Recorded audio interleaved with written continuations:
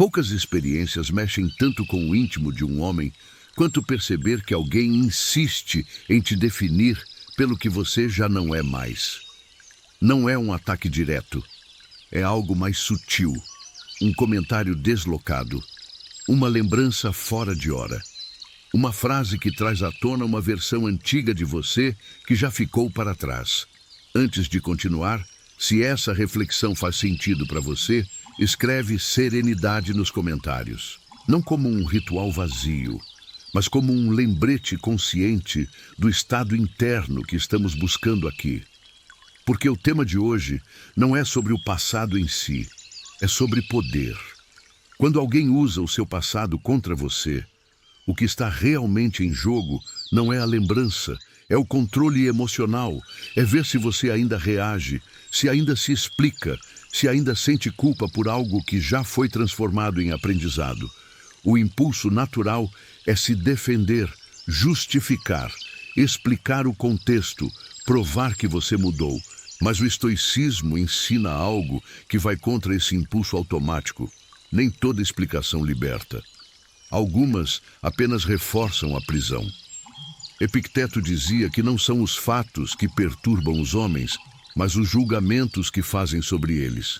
E isso inclui o julgamento que você aceita carregar quando alguém revive a sua história. O passado não tem poder próprio. Ele só se torna uma arma quando você entrega o gatilho. O homem estoico entende que o tempo não apaga erros.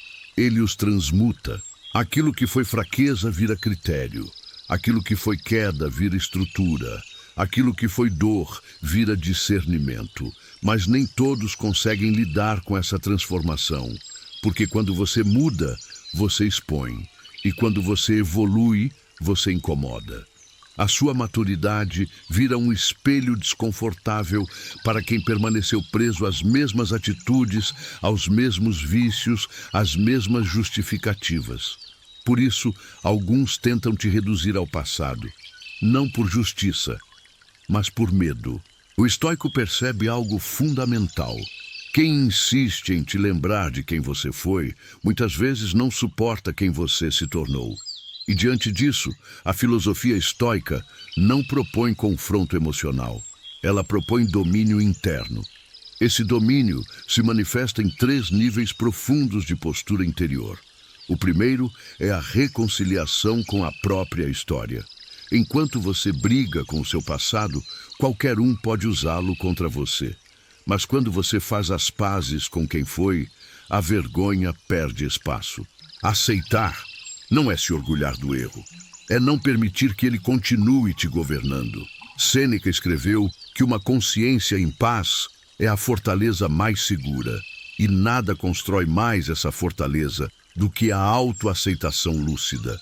Você não precisa negar o que aconteceu, não precisa minimizar, não precisa dramatizar. Quando você aceita, algo poderoso acontece.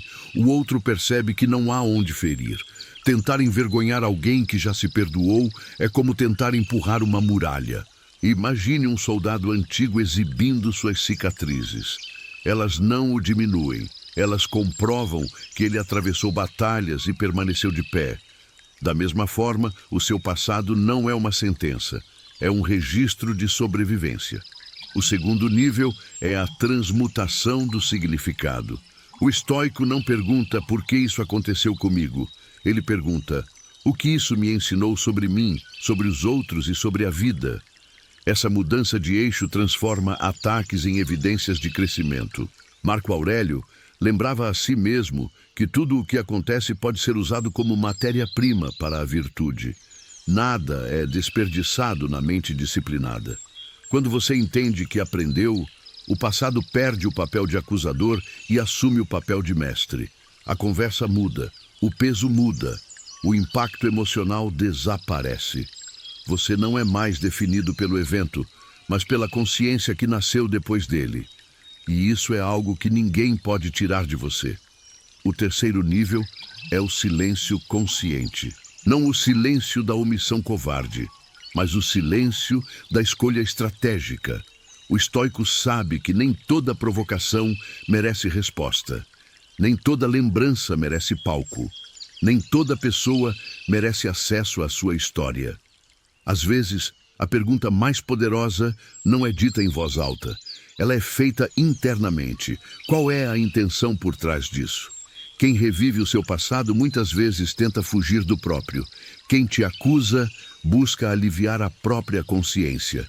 Quem insiste em te diminuir tenta se sentir maior. E o estoico não entra nesse jogo. Ele entende que a verdadeira liberdade não está em vencer discussões, mas em preservar a tranquilidade. O julgamento alheio é externo. E tudo que é externo só tem o poder que você concede. Marco Aurélio escreveu que se algo não afeta o seu caráter, então não é realmente um dano. Quando você compreende isso, algo muda definitivamente. Você para de reagir e começa a escolher. Escolhe o silêncio, escolhe a distância, escolhe seguir em frente. Você não deve explicações a quem insiste em viver no passado. Você deve compromisso apenas com a sua integridade. O passado é um lugar de aprendizado, não de moradia. E o homem estoico sabe quando fechar a porta sem fazer barulho. Se alguém insiste em te enxergar como você era, permita, mas não retorne. Fale menos, carregue menos culpa, caminhe com mais leveza. Porque no fim, a única coisa que realmente importa não é a opinião dos outros, é a paz que você construiu dentro de si. E essa paz não se negocia, ela se protege. Se esse vídeo te ajudou a fortalecer sua postura interior, se inscreva no canal Racional Estoico. Aqui você aprende a reagir menos, pensar melhor e viver com mais domínio emocional. Compartilhe com alguém que precisa parar de carregar o peso do que já passou. E lembre-se, o passado ensina, mas não governa.